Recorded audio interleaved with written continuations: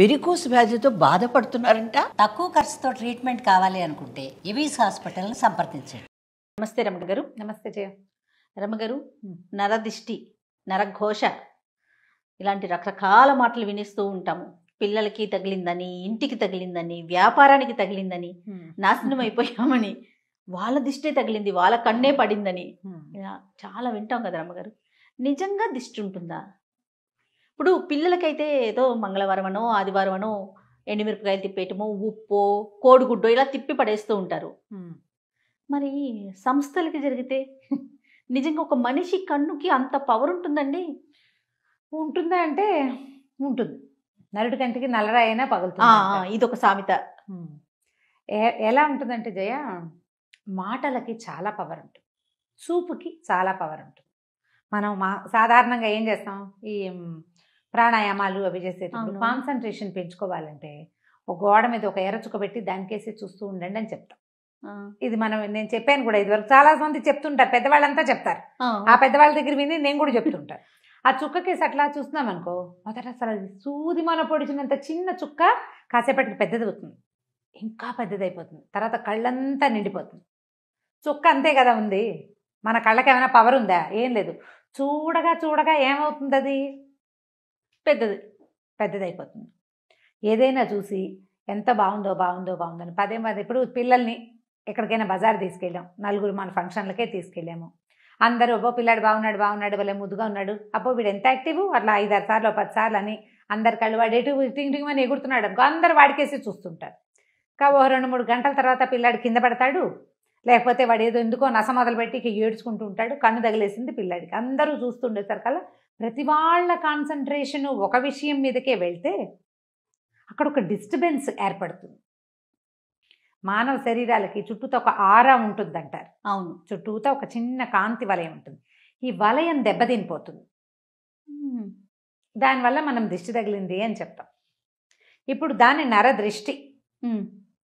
ఎంత బాగుందో వాళ్ళ అబ్బాయి, ఎంత బాగున్నాడో అంటే, అదేం పిల్లాడమ్మా అలా ఉన్నాడు అన్నా కూడా దిష్టి తగులుతుంది. పిల్లాడు బాగులేదన్నా బాగున్నాడన్నా దిష్టే, ఓగున్నాడన్నా దిష్టేనంటారు. ఓకే, ఏమి బాగుండలే పిల్లాడు, ఏం బాగుండలేదు పిల్లాడు అన్నా కూడా దిష్టే. పిల్లాడు బాగున్నా దిష్టే, బాగుండపోయినా దిష్టే. చూస్తూ ఉంటే జనం చూసిన కొందికి ఇబ్బంది వస్తుంది అనమాట. అయితే ఇప్పుడు సంస్థలు లేదా వ్యక్తుల గొప్పతనాలకి జనం ఏమిటి, ఇప్పుడు అమ్మో వీళ్ళు ఎంత సంపాదించేస్తున్నారో అని గాను, లేకపోతే ఎంత పేరు వచ్చేసిందో అని కానీ అందరూ దాని గురించే మాట్లాడి ప్రతి వాళ్ళు దాని మీదే దృష్టి కలిగి ఉంటే దాన్ని నరఘోష అంటారు. ఘోష. ఇప్పుడు నోటితోటి ఒక మాట అంటాం కదా జయ, వీళ్ళు ఎంత సంపాదిస్తున్నారో లేదా మంచి సంపాదన వచ్చింది అని అన్న లోపల ఒక మంట ఉంటుంది మనకి. ఒక్కొక్క వ్యక్తిని బట్టి, వాళ్ళ మనస్తత్వాన్ని బట్టి. వాళ్ళది పాజిటివ్గా చాలా కష్టపడ్డారు, ఇవాళ పైకి వచ్చారు, 10 రూపాయలు తెచ్చుకుంటున్నారు అన్న మాట పైకి అన్నా కూడా లోపల అది ఉంటుందో ఉండదో, ఇంటెన్షన్ వేరేగా ఉంటుంది. లోపల ఉడుకుతోంది అనుకో, బయటికి వచ్చిన ఈ మాటలలో ఒక రకమైన వైబ్రేషన్ రిలీజ్ అవుతుంది. అదే ఘోషగా పరిణమిస్తుంది. నీకు చూడు, చాలా super couple, super family, super పిల్లాడు, బ్రహ్మాండమైన చదువులు అన్నవాళ్ళు పుసుక్కిన అక్కడ ఏదో అయిపోతుంది. వాళ్ళు కొట్టుకు చచ్చిపోతారు. ఈ పిల్లాడు పరీక్ష రాసి రేపొద్దున ఐఏఎస్ ఇంతే అనుకున్నవాడు యాక్సిడెంట్ అయ్యి అక్కడెక్కడో పడతాడు, లేకపోతే అక్కడికి వెళ్ళాక రాదు. కొంతమందికి ఫెయిల్ అయిపోతారు, లేదా అన్నీ బాగానే ఉంటాయి, అవేం ఫెయిల్ అవ్వవు. వీళ్ళకే ఏదో అనారోగ్యమో, చెప్పుకోలేని ఇబ్బందులు, వీళ్ళ సక్సెస్ అంతా అలాగే ఉంటుంది. కానీ వాళ్ళ జీవిత ప్రయాణం మహావిసగటగా మారిపోతుంది. రోజు ఏదో ఒక చిన్న ప్రాబ్లంతో ఉంటుంటారు వాళ్ళు. సక్సెస్ మాత్రం అదే రేట్లో ఉంటుంది. ఈ ఘోష సక్సెస్ని కొట్టలేదు, ఎందుకంటే వాళ్ళ సక్సెస్ జాతక లక్షణాలు గట్టివి, గ్రహాలు చాలా గట్టివి. అందుకని వీళ్ళకి చిన్న చిన్న ఇబ్బందులు, రుగ్మతలు, శారీరక మానసికమైన రుగ్మతలు, సంసారంలో ఇబ్బందులు, స్నేహితులతో ఇబ్బందులు వచ్చేస్తాయి. మనం గమనిస్తూ ఉంటాం వాటిని కదా. అయితే వీటిని ఎట్లా చేసుకోవాలి అంటే పురాతన కాలం నుంచి వచ్చిన పద్ధతి అయితే ఉప్పుతో దిష్టి తీసుకోవటమే చెప్తారు. ఓకే, ఉప్పు నెగిటివ్ ఎనర్జీని తీసేస్తుంది. పిల్లలకి ఏం చేస్తాం, 2 గుప్పెలతో ఉప్పు పట్టుకుని ఇటు 3 సార్లు ఇటు 3 సార్లు తీస్తాం. 3 2 6 సార్లు తీసి ఈ ఉప్పుని నీటిలో పోస్తే ఉప్పు కరిగిపోతుంది. నెగిటివ్ ఎనర్జీని తీసేస్తుందని ఈ తిప్పటం వల్ల మన చుట్టూతా బాడీ చుట్టూతా ఆరా ఉంది కదా, దాన్ని ఆరా పుల్ చేస్తాం, పుల్లింగ్ అవుతుంది అనమాట. అది ఆరా మళ్ళీ యథాప్రకారం లాగబడుతుందని మన పాతకాలపు పద్ధతి. ఇప్పటికీ కూడా ఈ నెగిటివ్ ఎనర్జీని పోగొట్టుకోవాలంటే ఎప్పుడూ ఉప్పు క్యారీ చేయాలని చెప్తారు. ఇళ్లల్లో మనం ఇంట్లోకి వెళ్తాం, ఈ మన హాల్లో కనపడే చోట రాళ్ల ఉప్పు ఒక కప్పులో పోసి పెట్టడం, నెల నెల మార్చేసుకోవాలి. బాత్రూముల్లో ఉప్పు పోసి పెట్టుకోవటం, బాత్రూంలో కూడా ఒక గ్లాస్ బౌల్లో ఉప్పు అని తెలియాలన్నమాట, అటు పెట్టుకోవటం. తర్వాత ఎక్కడి నుంచైనా బయటికి నుంచి వస్తే నీళ్ళల్లో కాస్త ఒక చిటికెడు ఉప్పు వేసుకొని, రాళ్ల ఉప్పు వేసుకొని స్నానం చేయటం 4 చెంబులు. ఇంకా అదే చెయ్యాలి. ఇంట్లో ఉప్పు నీళ్ళలో ఉప్పేసి ఇల్లు తుడుచుకోవటం, నెగిటివ్ ఎనర్జీ తగ్గుతుంది దీంతో. తర్వాత ఎప్పుడు ఏదైనా ఒక భగవన్నామస్మరణని అలవాటు చేసుకోవాలి.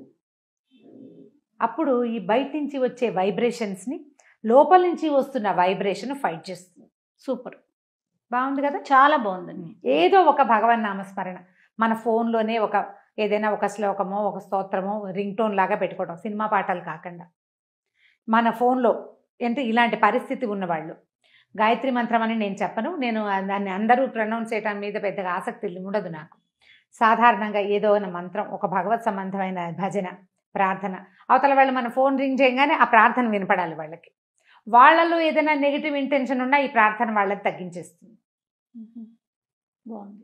మనకు కూడా మనం ఇప్పుడు వాళ్ళకి అది వినపడుతుంది, మనకు వినపడేందుకు ఒకటి ఉంటుంది కదా రింగ్ టోన్, అది కూడా ఏదైనా అయితే ఇప్పుడు ఈ భగవన్నామస్మరణ పెట్టుకున్నాం అనుకోండి, అది మధ్యలో కట్ చేసినట్లు అవుతుంది మనం ఆన్ చేస్తే. అవునవును. అందుకని అది చెయ్యకూడదని చాలా మంది భావిస్తారు.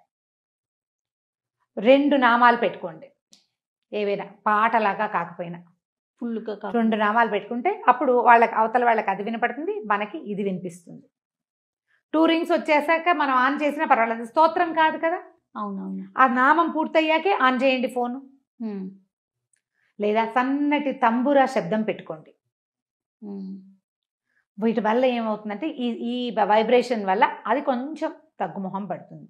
ఉప్పు ఎప్పుడు పనిచేస్తుంది. ఇప్పుడు సంస్థల్లో సమస్య వస్తుంది, సంస్థల్లో కూడా ఆకుపచ్చటి చెట్లు, మనం ఇప్పుడు బోల్డన్ ఇండోర్ ప్లాంట్స్ వచ్చినాయి కదా, ఆకుపచ్చటి చెట్లు, ఉప్పు రాళ్ళు, ఈ 2 ఎప్పుడు మనుషులకి లోపలికి వచ్చిన వాళ్ళకి బయటికి వెళ్ళే వాళ్ళకి కనపడేలాగా పెట్టించుకోవాలి.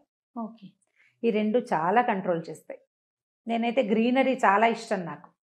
ఇప్పుడు ఒక దాంట్లోకి వెళ్ళినా కూడా పచ్చదనం మనకి బుద్ధికి నెగిటివ్ ధోరణిని రానివ్వదు. అవును అవును.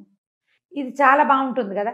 అక్కడి నుంచి లోపలికి వెళ్ళంగానే పోస్టర్స్ అవి ఇవి పెడతారా, అవి బాగా మంచి ప్రకృతి వనాలని వేటినైనా పెట్టడం, ఆ పోస్టర్లని ఏవో బొమ్మలు కాకుండా గ్రీన్ పిక్చర్స్ ఇలాంటివి పెట్టుకుంటే అదంతా కూడా నెగిటివ్ ఎనర్జీని తగ్గిస్తుంది.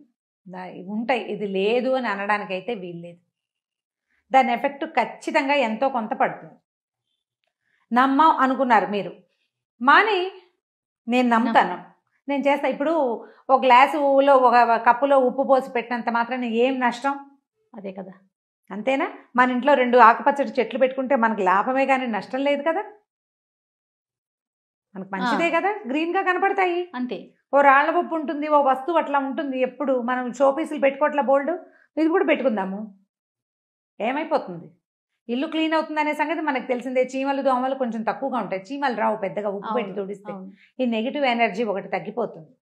ఇంట్లో ఏదైనా సరే చీకటి మూలల్లో చేరేటువంటి రకరకాల శక్తులు అవన్నీ బయటికి పోతాయి. చేసి చూడండి, ఒకవేళ మీకు ఇలాంటి అనుమానం ఉంటే కనుక చేసి చూడండి. ఇంకా ఏవో కొత్తవి చేయొద్దు, మన పురాతన కాలం నుంచి మన ఇళ్లలో తాతమ్మలు మామలు చేసే పద్ధతే రైట్. ఇంకా పెద్ద పెద్దవి పెట్టద్దు, ఇంత మటుకు చేసుకుందాం, పనిచేస్తుంది బాగా. అది బాగుంది రమ్మ గారు, టిప్స్ మాత్రం చాలా బాగున్నాయి. అన్నిటికన్నా ఏదైనా భగవన్నామస్మరణ అన్నారు చూడండి, అద్భుతం. అది మనకి మనం చేసుకోవటం అంతే.